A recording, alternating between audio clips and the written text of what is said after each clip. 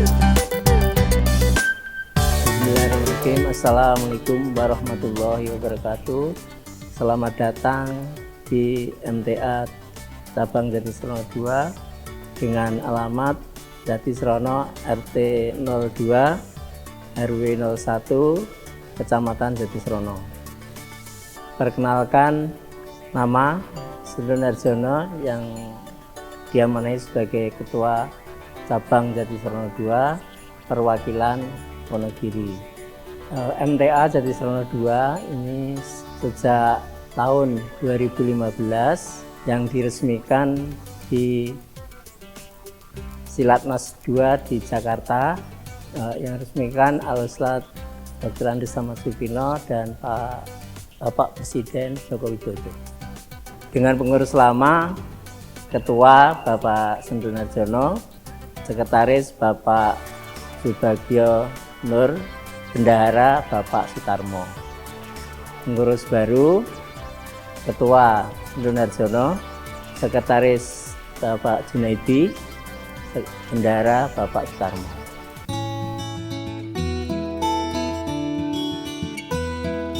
Di Cabang Jatisrono 2 pengajian rutin yaitu setiap hari Sabtu mulai pukul 2 siang sampai selesai. Yang isi Bapak Sunaryo pada Minggu Ganjil dan Bapak Ari pada Minggu Genap. Kajian kelompok di Cabang Jatisrono 2 dibagi beberapa kelompok. Kelompok barat yaitu setiap malam Rabu, kemudian di kelompok tengah setiap malam Jumat, kemudian kelompok timur malam Jumat, kelompok utara yaitu hari Selasa malam Rabu.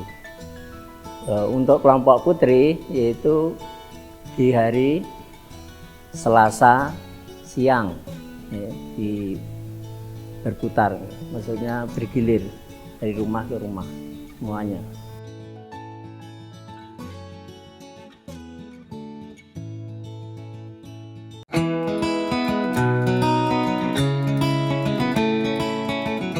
Kegiatan sosial Cabang Jatisrono 2 yang pertama yaitu donor darah dilaksanakan setiap 3 bulan sekali, yang bergilir di Cabang Jatisrono 1, terus Jatisrono 2, dan Slogoimo, bekerja sama dengan PRI Kabupaten Wonogiri.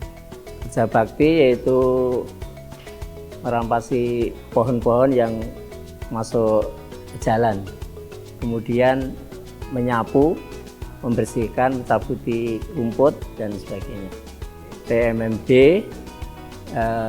pembuatan jalan, yang kemudian memperbaiki jembatan dan bedah rumah yang dilaksanakan di Kecamatan Jatipurno. Untuk paket 17-an di Majelis Tafsir Cabang Jatisrono 2 yaitu dilaksanakan setiap tanggal 16 Agustus. Jumlah yang dibagi sekitar 30 paket seharga 100.000 yang berisi beras, gula, teh, minyak goreng, mie instan yang seharga 100.000. Diberikan kepada masyarakat sekitar majelis supaya dapat menikmati Hari Raya Kemerdekaan Indonesia. Satgas di Cabang Jatisrono 2 ada Satgas Parkir ada 4 orang, kemudian Satgas Upacara ada 5 orang, kemudian SAR yaitu ada 1 orang, relawan ada puluhan. Fungsi Satgas di Majelis Tahfidz Al-Quran yaitu sebagai penjaga keamanan, sebagai atau membantu dari warga yang membutuhkan, kemudian mengikuti kegiatan-kegiatan yang dilaksanakan oleh pemerintah daerah, misalnya upacara hari-hari besar. Pemuda Cabang Jatisrono 2 mengikuti kegiatan pengajian yang digabung dengan pemuda cabang Jatisrono 1 dan juga mengikuti pengajian dari pusat.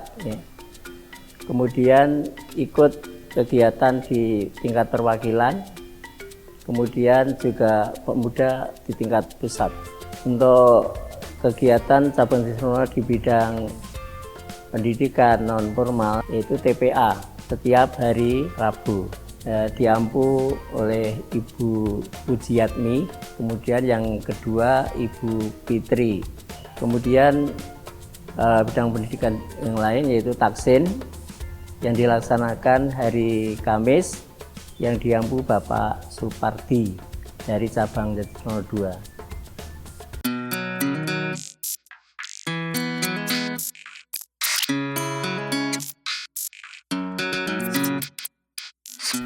Untuk bangunan di cabang Jatisrono 2 ini dengan luas tanah 432 meter persegi, luas gedung 25 kali 9, jumlah ruangan yang ada di Majelis Tafsir cabang Jatisrono 2 ada ruangan pengajian, ruang kantor, ruang transit untuk guru daerah, kemudian ruang napar, ruang dapur,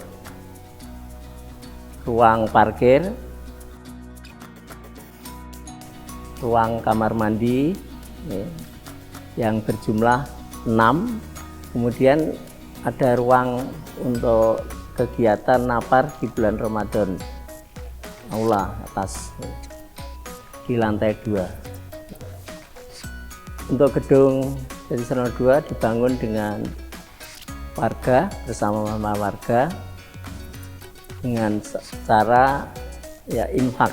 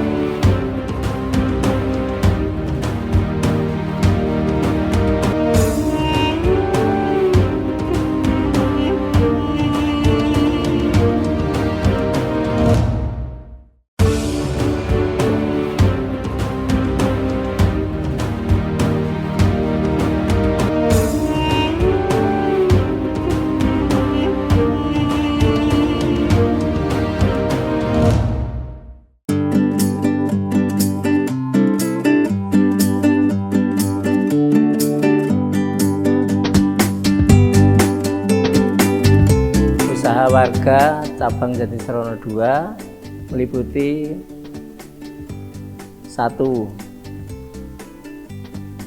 Bapak Sadiman, yaitu usahanya pertanian, peternakan, dan usaha jamur. Yang kedua, Ibu Narwini, usahanya peternakan ayam. Yang kedua, toko kelontong. Yang ketiga, Bapak Muklisin, yang usahanya bidang jahit atau jasa jahit. Bapak Junaidi, kegiatannya las. Kemudian Bapak Soekarno atau Bapak Katno, usahanya jahit dan kelontong. Dimas Setiawan, usaha rosok, kemudian jual beli motor second dan mobil. Agus Supriyadi, yaitu usaha kacip mete.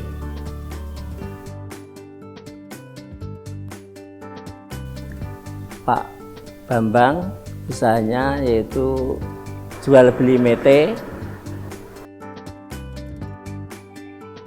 Bapak Jalal, yaitu usahanya warung tenda di terminal. Ibu Siti rumah makan di Tanjung Sari.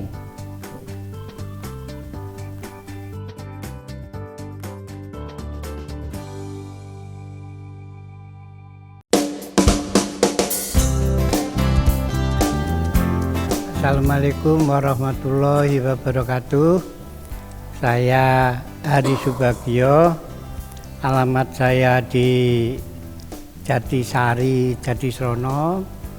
Jadi saya di sini akan menceritakan dari awal mula berdirinya NPA cabang Jatisrono 2. Jadi saya cerita dari awalnya itu sebenarnya saya hanya mendengarkan radio Persada FM yang disetel sama tukang kelinci yang di belakang rumah saya itu punya radio nyetel pengajian. Saya mendengarkan, terus saya ikut mencari radio dulu. Udah itu saya ikut mengikuti. Setelah saya ikuti beberapa lama, kemudian saya cari informasi di mana di sekitar kita yang ada pengajian. Ya waktu itu pertama saya ada di Jatiroto, itu ada binaan Jatiroto yang di dekat hutan itu. Waktu itu kita datang ke sana memperkenalkan diri, mau ikut ngaji. Saya berkenalan dengan Ustadz Tarlan. Terus kita ikut beberapa saat, kemudian kita ada teman dari Sidoarjo itu Bapak Ustadz Amir mau mendirikan binaan juga. Saya ikut ke pengajiannya Ustadz Amir beberapa saat. Setelah saya sering dengar radio dan sering ikuti pengajian-pengajian itu, ternyata di sono ada NPA. Lah saya kan cari-cari, ternyata di sono ada. Saya waktu itu terus cari alamatnya, saya ketemu dengan ikut ngaji langsung di ikut sebagai siswa di tempatnya Bapak Ustadz Ratman. Ada beberapa saat di sana. Jadi kita udah tadinya hanya kayak kutu loncat, nggak istiqomah, masih sering tapi karena setelah di status siswa, waktu itu Ustadz Ratman tanya, ada teman yang bisa diajak ngaji nggak? Saya ada, lingkungan saya ada yang suka ngaji tapi nggak punya ustadz. Nah saya karena ditanya Ustadz Ratman, saya bilang, Pak, kalau kita mau ikut NPA tapi kalau kita minta mendatangkan Pak Ustadz boleh enggak? Ternyata disanggupi. Ya karena ada kesanggupan dari Pak Ustadz Ratman mau ngirim guru daerah ya istilahnya ya. Waktu itu ada Bapak Saroyo dengan Bapak Agus yang dari Bulu. Waktu itu ternyata di Watu Gede itu juga ada yang merintis juga, Pak Harjono itu. Jadi ada Bapak Ustadz 2 itu dibagi. Yang satu di tempatnya Bapak Harjono, terus kita ada dari Pak Agus itu di tempat kita. Ada beberapa lama setelah kita sudah mulai disuruh ikut pertemuan pengurus, walaupun kita sebenarnya belum diresmikan, tapi harus belajar ikut perkumpulan pengurus. Waktu itu setelah itu kita ngerti cara mengikhromi Pak Ustadz dan lain sebagainya. Kita semua belajar semua dari dari cara-cara ikhram ke Pak Ustadz dan lain sebagainya, apa yang harus kita laksanakan dalam binaan, walaupun kita udah ada binaan, tapi saya masih wajib gabung di cabang karena kita harus tetap ikut di cabang, tapi sudah ada mendatangkan ustadz di binaan. Waktu itu agak beberapa lama setelah berjalan ya alhamdulillah istiqomah, tapi di rumah saya itu lama-lama siswanya itu rumah nggak muat lah, udah kebanyakan siswa. Tapi saran-saran dari bapak yang lain karena kekurangan ustadz, jadi kalau jaraknya belum lebih dari 3 kilo, kok ada 2 binaan, kita disuruh sama Bapak Dr. Bukti, ketua perwakilan itu untuk bergabung. Nah karena disuruh Bapak Bukti bergabung, kita bergabung. Nah ustadz yang ngampu masih kadang-kadang masih Pak Agus dengan Bapak Saroyo, kadang-kadang dibagi yang ngisi di Jadi Srono 1 juga, terus kita ikut di binaan. Lah setelah bergabung dengan binaan yang di Watu Gede, karena rumah saya nggak muat, akhirnya jemaah kita dijadikan satu dengan jemaah yang di Watu Gede, yang itu musola yang ngurus Pak Sentun Harjono. Karena kita masih binaan, kita kelola bersama.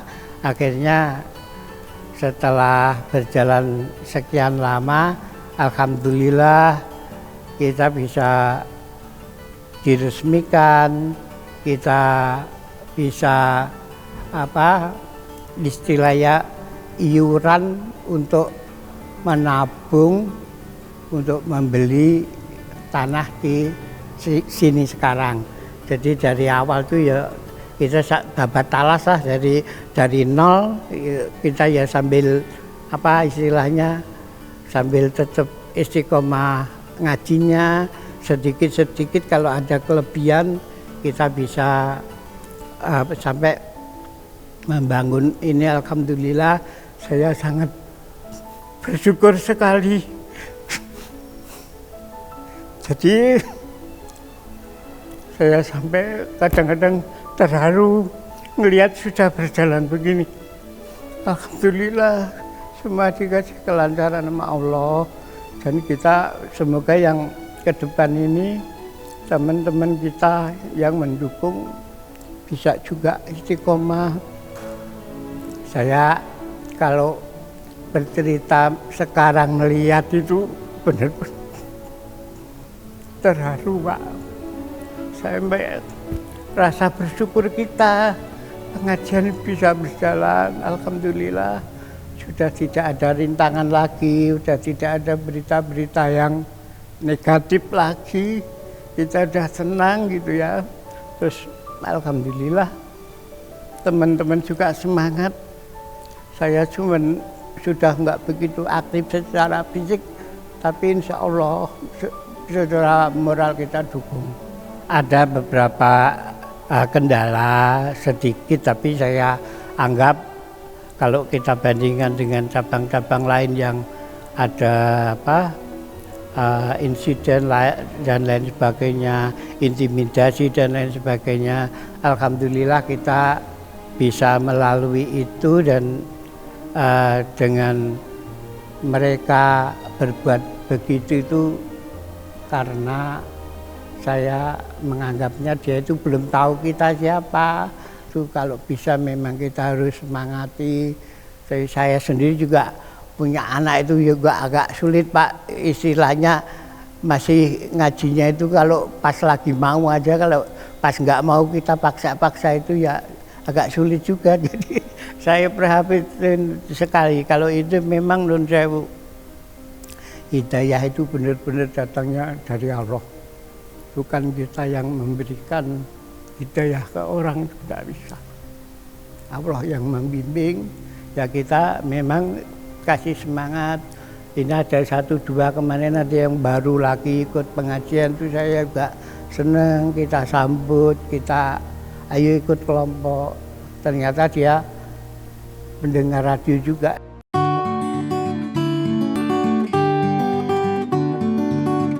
Banyak kegiatan-kegiatan yang telah dilakukan.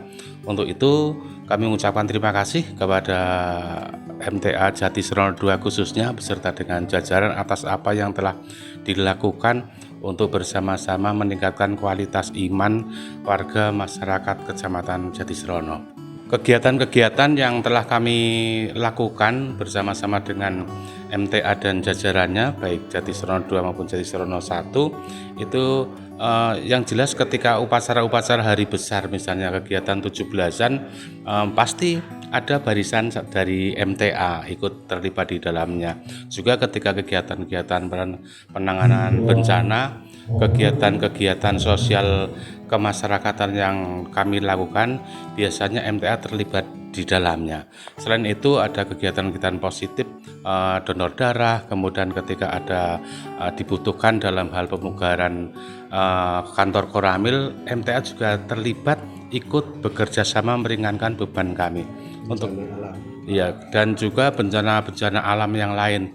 Kemudian hari korban kami merasakan manfaat itu, masyarakat kami merasakan manfaat dari hasil kerjasama. Semoga kegiatan-kegiatan itu ke depan menjadi semakin bisa dilaksanakan.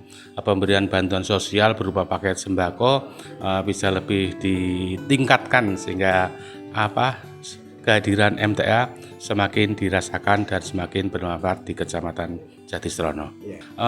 Berharap kepada MTA Jatisrono II agar ikut bersama-sama menjaga keberagaman yang ada di Kecamatan Jatisrono, menjaga kebinekaan yang ada di Kecamatan Jatisrono. Kemudian yang kedua, monggo ke depan kegiatan-kegiatan panjenengan bisa semakin ditingkatkan sehingga kualitas iman warga masyarakat Jatisrono di dalamnya ada MTA, ada organisasi-organisasi keagamaan yang lain bisa ikut terlibat untuk mencerdaskan warga masyarakat.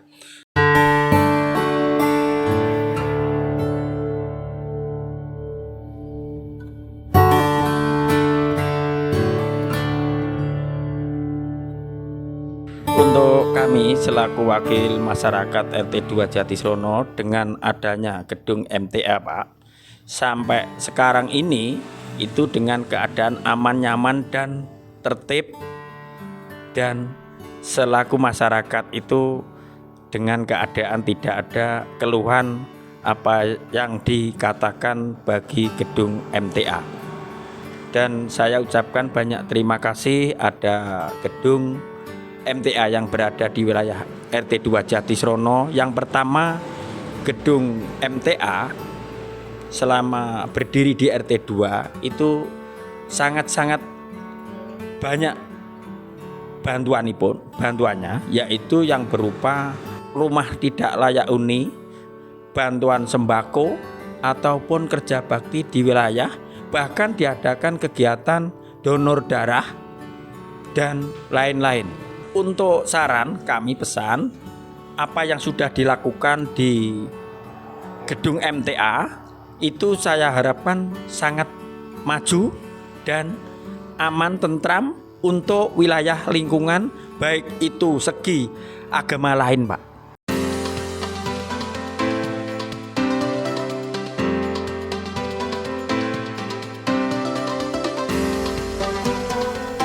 Saya sebagai pengurus yang mengharapkan ke depan warga cabang Jatisrono II yaitu lebih meningkat di bidang usahanya masing-masing, kemudian meningkatkan hasil kajian dalam pengamalannya, dan juga saya harapkan untuk terus istiqomah dan mujahadah. Demikian yang kami sampaikan dari pengurus cabang Jatisrono II, dan ada kurang lebihnya saya juga mohon maaf. Assalamualaikum warahmatullahi wabarakatuh. Ulaika ala hudam mir rabbihim wa ulaika humul muflihun. Mereka itulah atas petunjuk dari Tuhan mereka.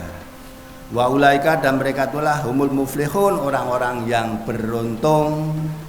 Jadi yang disebutkan tadi sifat-sifat orang yang bertakwa itu diantaranya tidak ragu dengan Al-Quran. Al-Quran yaitu beriman dengan yang gaib dan mendirikan sholat dan berinfak di jalan Allah, zakat, dan beriman dengan apa yang diturunkan kepada Nabi Muhammad yaitu Al-Quran dan kitab-kitab sebelum Al-Quran, dan dengan hari akhir dia yakin, maka mereka itulah orang-orang yang mendapat petunjuk dari Tuhan mereka, dan mereka termasuk orang-orang yang beruntung. Itulah yang dimaksud takwa menurut Al-Baqarah, surah Al-Baqarah ayat 1 sampai 5.